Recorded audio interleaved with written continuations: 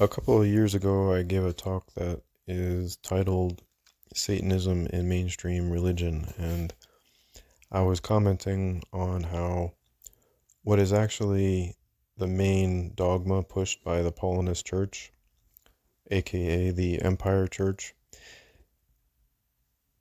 is more aligned with satanic belief and is more of a sabotaging of your spiritual life than it is in alignment with the truth that Jesus, the Messiah, taught that would be for your empowerment.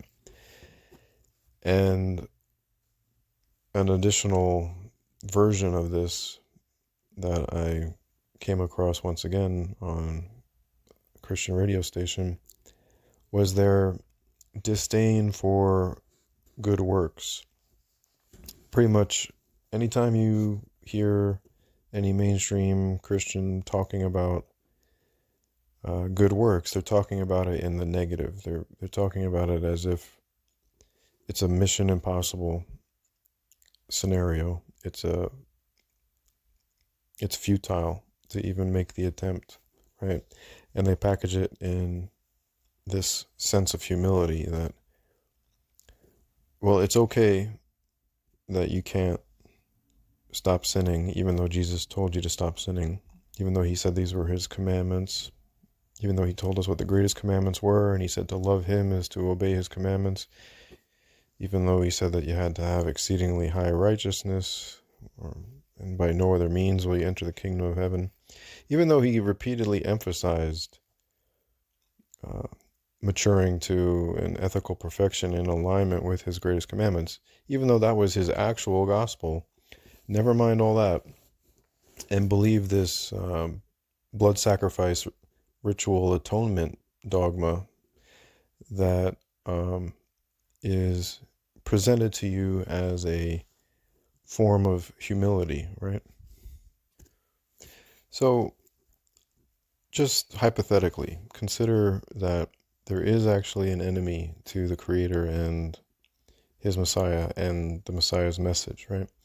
So hypothetically speaking, if such a enemy did exist, what might he try and do, right?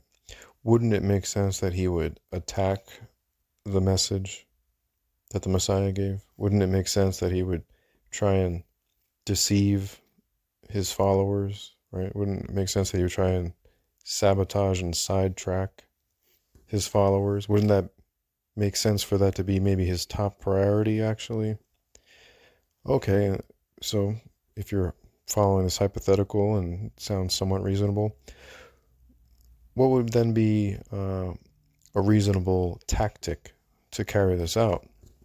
He couldn't just directly slander the Messiah, and he couldn't just directly say, oh, you should all do evil, abusive things 24 hours a day, right? Because people aren't going to go for that, right? So that's not a viable tactic, right? Well, what would be a viable tactic? It would be to turn people away from living non-abusively.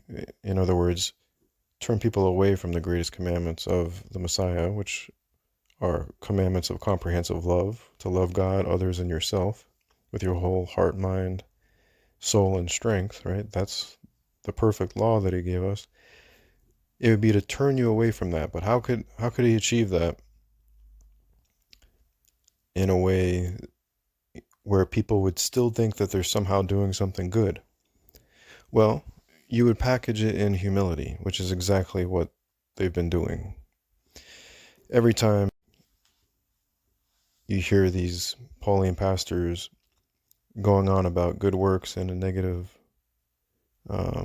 connotation, it's this exact tactic. It's to make you think that striving for moral perfection, which again is actually exactly what Jesus called us to, right? To stop sinning, as if that's impossible. Somehow, someone who's, say, addicted to a drug, they can't actually ever quit. It never happens. No one ever actually quits, right? Like, or say someone has a history of violence, they don't ever actually stop. It's impossible. people can't actually ever stop some negative thinking and behavior. Yep, it's just impossible. And why is that? Because of human depravity, which is another doctrine that Jesus never taught, but also comes from the false apostle Paul, which is also blasphemous, right? Because it's saying that the Creator created humans in a flawed manner in which they have this inherited sin, so-called, this so-called inherited sin that translates as a fundamental flaw of the psyche and spirit, wherein there is just this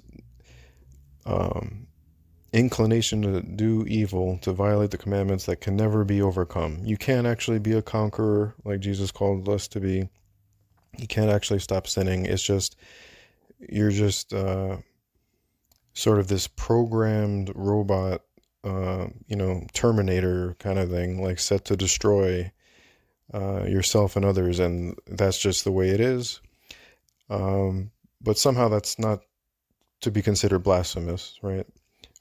And somehow saying that the Messiah gave us commandments that we can't actually follow, somehow that's also not blasphemous that's also not slanderous towards the Messiah.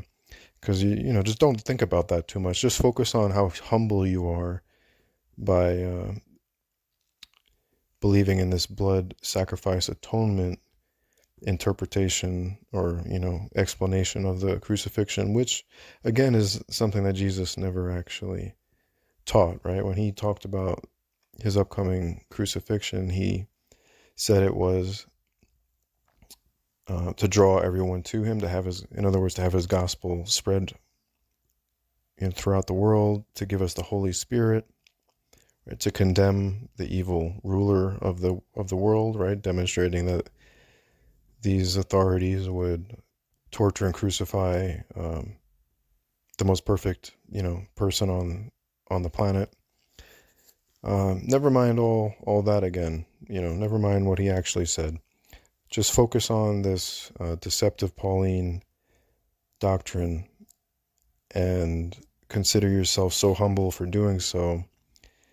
And, if anyone's talking about good works, you better watch out for them, because they're just trying to mislead you, It's just completely inverted, and that's what the devil does. It's all about inverting God's perfect design and law. And again, if you were to just think about it logically, how would he go, if he did exist and he was intent on doing that, what would be the best strategy? Well, it's exactly what you can observe in all of the mainstream Christian churches. That strategy is being carried out through all of them. And like I said, you turn on Christian radio or, listen to these mainstream pastors, they always return to this. They always return to the abandonment of the greatest commandments and this belief in inherited sin and blood as a means of empowerment, which, as I said in the original talk, is blatantly satanic. So I hope you found some of this insightful. Thanks for listening.